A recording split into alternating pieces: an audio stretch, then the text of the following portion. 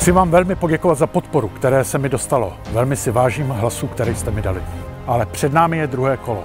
Začínáme opět od začátku. Vážení spoluobčané, dokázali jsme toho spolu hodně, ale jsou před námi další výzvy. V oblasti vzdělávání jsou to rámcové vzdělávací programy, je to zákon o rozpočtovém určení daní a mnoho dalších.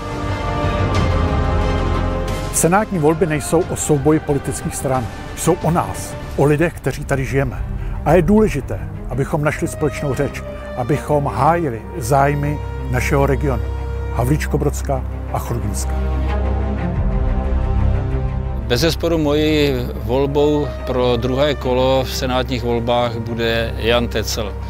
Pro mě je to člověk čistých hodnot, je morální, pracovitý, zodpovědný a to je důvod, proč ho budu volit. A pokud vy, kteří jste podpořili mě v krajských volbách, ho podpoříte také, budu rád. Vážení přátelé, já vám moc děkuji za hlasy, které jste mi dali.